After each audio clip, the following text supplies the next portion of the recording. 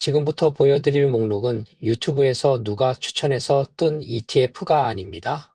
한국 투자자들이 실제로 돈이 들어간 순매수 기준으로 계속 상위권에 등장한 미국 ETF들입니다. 다만 주의할 점이 있습니다. 사람들이 많이 샀다고 해서 좋은 ETF가 되는 것은 아닙니다. 특히 탑10에는 레버리지, 옵션, 인컴, 코인 테마가 섞여 있습니다. 이건 투자라기보다 포지션인 경우가 많습니다. 오늘 영상은 탑10을 보여드리면서 각 ETF의 리스크를 끝까지 분해합니다. 한국인이 많이 산 ETF는 크게 세 부류입니다. 하나는 미국 지수 코어 ETF인 VO, QQQ, 스파이입니다. 두 번째 부류는 현금 흐름방어군에 속하는 ETF로 슈드와 SGOV가 있습니다. 세 번째 부류는 레버리지와 테마군에 속하는 테슬라, 엔비디아, 코인 옵션 인컴이 있습니다. 이 세 가지 부류를 섞어 사면 겉으로 보기엔 괜찮아 보이는데 구조적으로는 위험이 쌓일 수 있다는 점도 명심해 주세요. 오늘 그 지점을 잡아드리겠습니다. 특히 마지막에는 금융소득종합과세와 건강보험료 반영과 관련해서 해외 상장 ETF 매매 차익이 왜 양도소득세로 잡히는지 계산 구조를 정확히 정리해 드립니다. 반갑습니다. 저는 국내 은행과 뉴욕대에서 금융공학을 전공했고 이후엔 월가 종합금융회사에서 실무를 했습니다. 지금은 대학에서 20년 넘게 금융경제를 강의하고 있는 여운봉 박사입니다. 시청자 입장에서 중요한 것은 화려한 말이 아닙니다. 내 돈이 어디에 들어가 있고 언제 어떤 세금이 튀어나오는지 그리고 어떤 위험이 숨어 있는지입니다. 오늘은 그 관점으로만 갑니다. 본격적으로 들어가기 전에 질문 하나 드립니다. 여러분 계좌에서 해외 ETF 1등은 무엇입니까? VO입니까? QQQ입니까? 슈드입니까? 댓글로 티커만 딱 남겨도 됩니다. 오늘 탑10은 오늘 하루 인기 검색어가 아닙니다.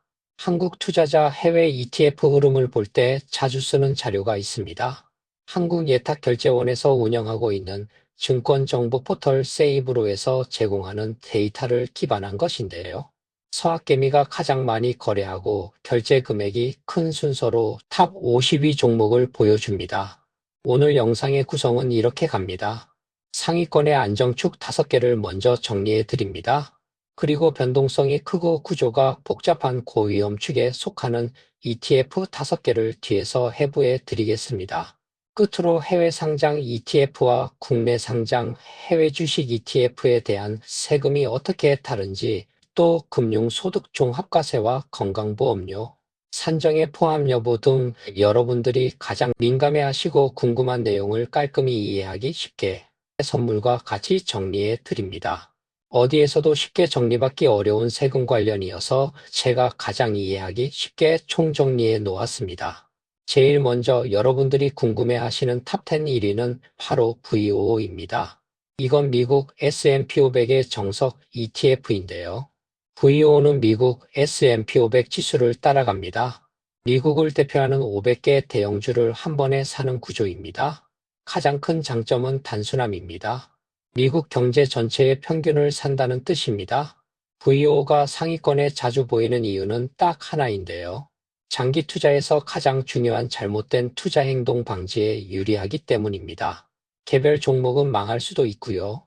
또 특정 산업군인 섹터는 10년 동안 주도주가 바뀔 수 있습니다. 하지만 미국 전체를 사면 내가 맞춰야 하는 것은 미국이 장기적으로 성장하느냐 단 하나로 줄어듭니다. 그리고 운용 보수도 낮은 편에 속합니다. 이번엔 탑10 2위 QQQ에 대해 설명드릴게요. QQQ는 나스닥 100 지수입니다. 기술주만이 아니라 나스닥 상장 대형 성장주 상위 100개가 핵심입니다. 그래서 체감상 빅테크 비중이 큽니다. QQQ가 투자자들에게 사랑받는 이유는 분명한데요. 종목 선택이나 매매 타이밍 고민을 줄이고 이 ETF 하나로 성장 기업을 묶어서 투자할 수 있어서 좋습니다. AI, 클라우드, 반도체, 플랫폼, 디지털 광고, 이 모든 흐름이 지수 안에 들어 있습니다. 다만 QQQ는 분명히 변동성 높은 성장주 묶음입니다. 장기적으로 우상향할 수 있지만 중간중간 큰 낙폭을 견뎌야 합니다. 그리고 특정 종목 쏠림이 커지는 구간이 반복됩니다. 이 ETF가 맞는 사람은 미국 성장주를 포기하기는 싫고 그렇다고 개별주 고르는 스트레스는 받기 싫은 사람에게 적합합니다. 특히 적립식 투자를 원하는 사람에게 더 적합해요. 탑10 3위는 슈드입니다. 슈드는 미국 배당성 장형 ETF의 대표격이죠. 슈드의 핵심은 고배당이 아니라 배당의 질입니다. 단순히 배당률이 높은 기업이 아니라 재무, 현금 흐름, 배당, 지속 가능성을 보면서 추립니다. 슈드가 인기인 이유는 은퇴 세대에서 특히 강합니다. 주가가 오르락내리락 해도 배당이라는 현금 흐름이 꾸준히 들어오기 때문입니다. 인간은 숫자보다 현금에 더 안정감을 느낍니다. 그래서 투자자들로 하여금 슈드를 장기 보유하려는 생각을 갖게 하죠. 또 하나의 이유는 포트폴리오 밸런스인데요. QQQ 같은 성장형과 슈드 같은 가치 배당형을 섞어 투자하면 시장이 위험에 빠졌을 때 심리적으로도 서로 버팀목이 될 수 있습니다. 그러나 슈드 가진 위험으로 단 한 가지만 꼽는다면 배당액이 고정이 아니고 변동한다는 점인데요. 기업 실적이 꺾이면 배당 성장도 둔화된다는 점이죠. 이번엔 탑10 4위 스파이입니다. 스파이도 S&P 500을 추종합니다. VO와 똑같이 미국 500개 대형주들의 묶음으로 보시면 되고요. 그리고 스파이는 거래의 왕이라는 별명이 붙어 있는데요. 그만큼 유동성이 압도적으로 크기 때문이에요. 1일 거래량이 매우 크고 전 세계 ETF 중에서도 손꼽히는 수준으로 매수매도 주문이 계속 붙어 있습니다. 거래가 몰리는 곳은 더 거래가 쉬워지고 더 쉬우니 더 몰리는 구조가 스파이에 강하게 형성돼서 거래의 왕이라는 별명이 붙은 것입니다. 결국 유동성이 매우 크고 옵션 시장도 크고 트레이딩 기반이 탄탄합니다. 그래서 단기 매매나 옵션 전략을 쓰는 투자자들이 특히 선호하고 있습니다. 이번에 소개시켜드릴 ETF는 탑10 5위 SGOV입니다. SGOV는 3개월 초단기 미국 국채 성격의 ETF로 자주 언급됩니다. 이 ETF는 제대로만 이해하면 투자하는데 큰 어려움이 없습니다. SGOV는 주식이 아니라 현금성 자산에 가깝다고 봐야 할 것 같아요. 장기채처럼 금리 변동에 크게 흔들리는 구조가 아니라 만기가 매우 짧은 국채를 중심으로 굴립니다. 그래서 시장이 나쁠 때 투자자들이 안전하게 잠깐 쉬어가는 쉼터 같은 역할을 하는 ETF로 보시면 될 것 같습니다. 첫째, 주식 비중을 낮추고 싶을 때 잠깐 주차하는 곳입니다. 둘째, 큰 변동성 구간에서 계좌 전체를 안정시키는 안전자산 역할을 해줍니다. 셋째, 달러 현금성 자산을 운용하는 수단입니다. 자, 지금부터는 고위험 ETF 탑5를 소개해 드릴게요. 이 파트는 꼭 이렇게 기억하면 됩니다. 레버리지와 옵션 인컴은 장기 투자 상품이 아니라 구조를 제대로 알고 투자해야 하는 ETF 상품입니다. 구조를 잘 모르고 뛰어들면 패닉 매도나 추격 매수하다가 손실을 크게 맛볼 수 있는 ETF들입니다. 먼저 탑10 6위 TSLL입니다. TSLL은 단일 종목인 테슬라에 레버리지를 붙여 테슬라 2X ETF라 불리고 있습니다. 핵심은 매일입니다. 대부분의 단일 종목 레버리지 ETF는 하루 수익률을 목표로 설계됩니다. 다시 쉽게 설명드리면 TSLL 또는 NVDL 같은 단일 종목 레버리지 ETF는 오늘 하루를 기준으로 기초 주식인 테슬라 또는 엔비디아가 오늘 1% 오르면 ETF는 오늘 2% 오르는 것이고요. 기초 주식이 오늘 마이너스 1% 떨어지면 ETF는 오늘 마이너스 2%가 나도록 매일매일 맞춰 놓은 상품입니다. 그래서 매일 리밸런싱이 들어가고 그 결과가 누적되면서 장기 투자 시 실제 수익률과 기대한 수익률의 격차가 커지는 리스크가 상존합니다. 이걸 쉽게 말하면 이렇습니다. 테슬라가 한 달 동안 결국 제자리여도 중간에 크게 흔들리면 TSLL은 손실이 누적될 수 있습니다. 반대로 테슬라가 강한 추세로 오르면 TSLL은 체감 수익이 빠르게 커질 수 있습니다. 즉, 방향성 추세에 베팅하는 ETF라 볼 수 있죠. TSLL에 대한 리스크 세 가지를 말씀드리면 첫째, 변동성 드래그입니다. 변동성 드래그란 올라갈 때는 크게 오르지만 내려갈 때도 크게 떨어지기 때문에 시장 변동이 심할수록 손실이 커지는 일이 벌어지는 것을 말합니다. 즉, 이 같은 레버리지 상품은 추세가 강하게 한 방향으로 갈 때는 유리하지만 횡보하거나 급등락 반복 구간에서는 불리해지기 쉽습니다. 둘째, 손실 확대입니다. 하락장에서 손실이 더 빨라집니다. 셋째, 장기 보유 착시입니다. 언젠가 오르겠지가 통하지 않는 부분도 존재합니다. TSLL은 비중이 아니라 기간으로 관리해야 합니다. 비중을 작게 잡고도 오래 들고 있으면 사고가 날 수 있습니다. 개별 주식만큼 리스크가 크다고 볼 수 있는 거죠. 여러분들은 단일 종목 레버리지를 해본 분들은 보유 기간이 며칠이었습니까? 댓글로 3일 2주처럼 남기면 됩니다. 이번 순서로 탑10 7위 NVDL입니다. NVDL은 엔비디아의 2배 레버리지로 붙는 단일 종목 레버리지 ETF입니다. 이 상품이 상위권에 자주 언급되는 배경은 단순합니다. AI 사이클에서 엔비디아는 핵심 인프라의 상징이 되었기 때문입니다.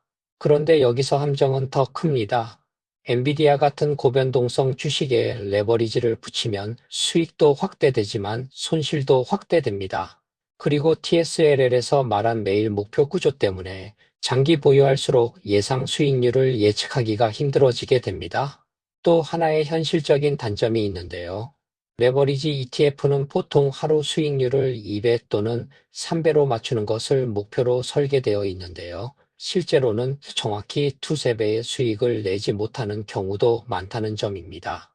NVDL은 장기 포트폴리오의 중심이 아니라 짧은 전술 포지션에 가깝습니다. 장기 포트폴리오는 VO, QQQ 같은 기반으로 만들고 전술은 작게 써야 합니다. 탑10 8위 BITX입니다. BITX는 비트코인의 2배로 연동되는 하루 목표 레버리지 구조로 설명됩니다. 중요한 점은 BITX의 운용 목표가 단 하루 수익률을 2배로 추종하는 것을 목표로 하고 있습니다. 그러나 투자자가 장기적으로 봤을 때 비트코인의 2배 수익을 얻을 수 있다고 기대하는 것은 위험한 생각입니다. 비트코인이 위아래로 크게 흔들리는 구간에서는 장기 보유하더라도 기대와는 다른 결과가 나올 수 있다는 거죠. 탑10 9위 ETHU입니다. ETHU는 이더리움 선물 가격에 레버리지로 접근하는 하루 목표 상품으로 설명됩니다. 여기서 중요한 경고 문구가 있습니다.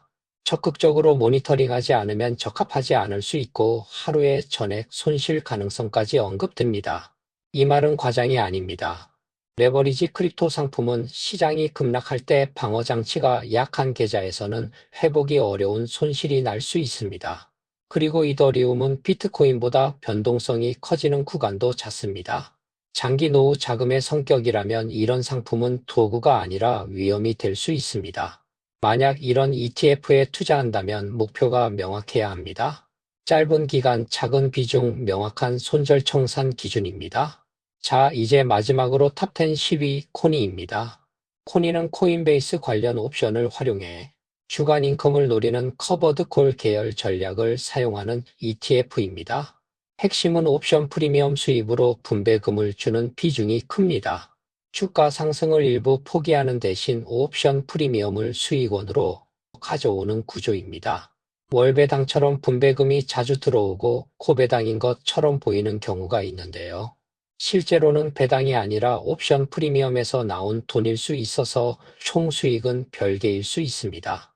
그래서 투자자들은 옵션 인컴 ETF의 구조를 제대로 알고 있어야 합니다.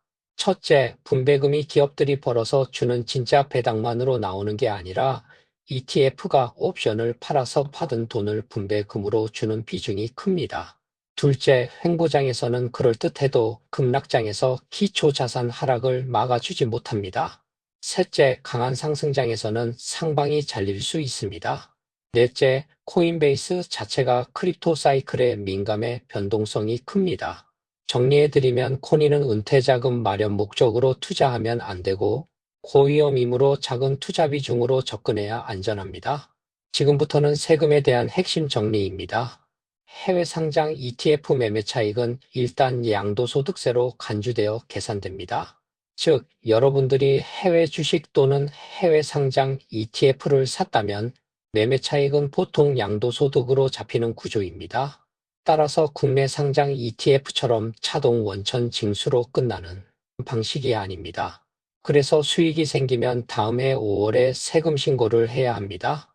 해당 연도에 발생한 수익의 첫 250만 원은 일단 비과세 혜택을 받습니다. 250만 원을 초과하는 수익에 대해서는 22%의 양도세를 신고 납부합니다. 이 부분에서 많은 분들이 항상 자주 하는 질문이 있습니다. 해외 상장 ETF의 매매 차익이 양도소득세로 간주되면 국내 상장 ETF에 비해서 어떤 점이 유리한가요? 해외 상장 ETF의 매매 차익이 양도소득으로 잡히면 매매 차익이 배당 소득으로 과세되는 국내 상장 해외 주식형 ETF에 비해 투자자에게 유리한 점이 몇 가지 있습니다. 첫째, 양도 차익은 연 250만 원 기본 공제를 적용받기 때문에 소액으로 수익을 얻는 투자자들에게 특히 유리합니다. 둘째, 해외 상장 ETF의 경우 손익통산이 가능하다는 장점이 있는데요. 이익과 손실을 연간 합산한 뒤에 과세가 된다는 장점이 있습니다. 반면에 국내 상장 해외 주식형 ETF는 배당소득 과세 구조라서 손익통산이 적용되지 않고 매매 시점에 과세가 발생합니다. 셋째, 금융소득종합과세에서 비교적 자유롭다는 점이 장점입니다. 금융소득종합과세 2천만 원은 이자와 배당입니다. 따라서 해외 상장 ETF의 매매 차익은 배당이 아니라 양도로 별도 과세이기 때문에 금융소득 상황을 상대적으로 피할 수 있다는 장점도 있습니다. 반면에 국내 상장 해외 주식형 ETF는 매매 차익 자체가 배당 소득으로 과세되기 때문에 금융소득 종합과세 이슈를 키울 수 있습니다. 또한 금융소득이 일정 수준 이상으로 생기면 건강보험료 소득 산정에 포함돼서 건보료가 인상되는 것을 걱정하는 투자자들이 많은데요. 건강보험료 산정에 들어가는 소득 월액에 포함되는 소득은 이자, 배당, 사업, 근로, 연금, 기타 소득으로 한정되어 있습니다. 따라서 양도소득이 들어있지 않으므로 해외 상장 ETF를 팔아서 생긴 양도 차익은 건보료 산정 소득으로 직접 반영되지 않는 구조로 이해하면 됩니다. 그러나 분배금의 경우는 이자 배당 소득으로 간주되므로 건보료 소득 산정에 포함될 수 있다는 점도 체크해 둬야 합니다. 그리고 많은 분들이 양도차익 계산에 있어서 잘못 알고 있는 내용인데요. 해외 주식 양도차익 계산은 원화로 환산해서 계산한다는 사실입니다. 즉, 매수 때와 매도 때 환율이 다르면 달러 수익이 같아도 원화 기준 손익이 달라집니다. 그래서 달러로는 본전인데 원화로는 이익 같은 케이스가 생깁니다. 반대로 달러로는 이익인데 원화로는 이익이 줄어드는 케이스도 생깁니다. 오늘 영상이 도움이 됐다면 좋아요와 구독 부탁드립니다. 구독해 두시면 다음 편에서 세금과 신고, 환율 리스크를 줄이는 실전 체크리스트로 더 깊게 정리합니다. 끝까지 시청해 주셔서 감사합니다.